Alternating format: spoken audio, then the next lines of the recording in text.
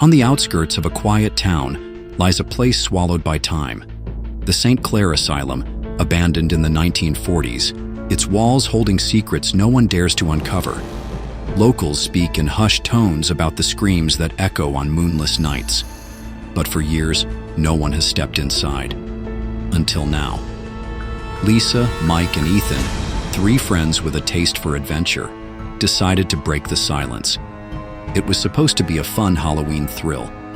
They parked their car near the rusted gates, the wind howling through the broken fence.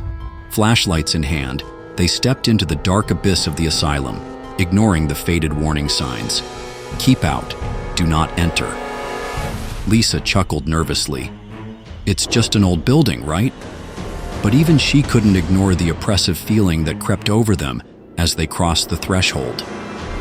The air was damp, heavy with decay. Their footsteps echoed unnaturally, as if someone, or something, was mimicking their every move. Peeling paint revealed strange markings on the walls, symbols that none of them could understand. Ethan shined his flashlight on one and muttered, "This looks ancient." As they moved deeper, a distant sound broke the silence, a faint rhythmic tapping like nails on a chalkboard. It seemed to come from everywhere and nowhere at once. "It's probably just the wind," Mike said, though his voice betrayed him.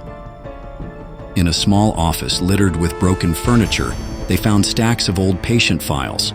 Lisa picked one up, brushing off the dust. The name caught her eye. Patient 16. Scribbled in shaky handwriting on the cover were the words, "Never open room 16."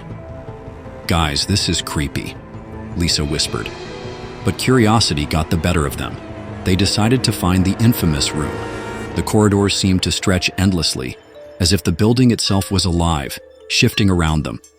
Halfway down a dark hallway, they froze. A wheelchair stood in the middle of the path facing them. It hadn't been there moments ago. The air grew colder, their breath visible in the dim light. Then it moved. Not a push, not a nudge, but a deliberate turn, creaking as it faced room 16. Lisa gasped, "Okay, this isn't funny anymore." Mike tried to laugh it off, but the sound of faint whispers stopped him cold. They seemed to be coming from every direction. Soft, incoherent voices, speaking a language none of them recognized. The door to room 16 was ajar. The plaque had been scratched off, but the strange symbols from the hall were carved into the wood. Ethan hesitated. "Maybe we shouldn't..." But Lisa pushed the door open. The room was barren, except for a single bed and a mirror hanging crookedly on the wall. The mirror was shattered, yet their reflections appeared whole.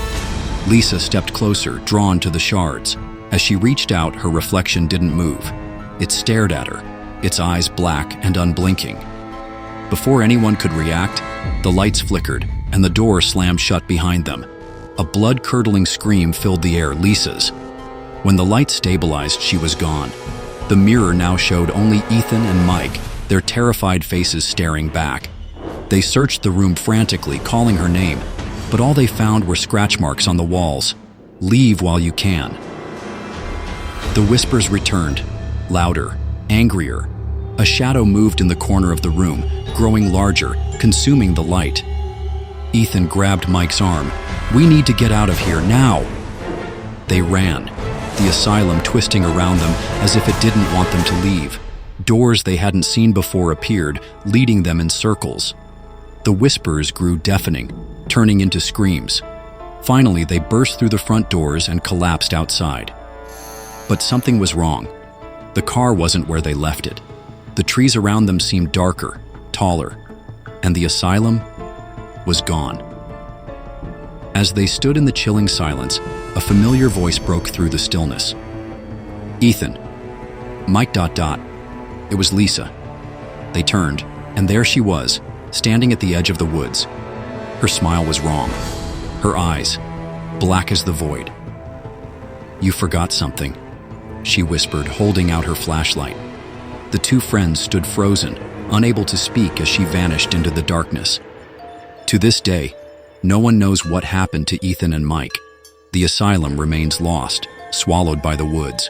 But some nights, if you're quiet enough, you can still hear the whispers and see the faint glow of a flashlight in the distance.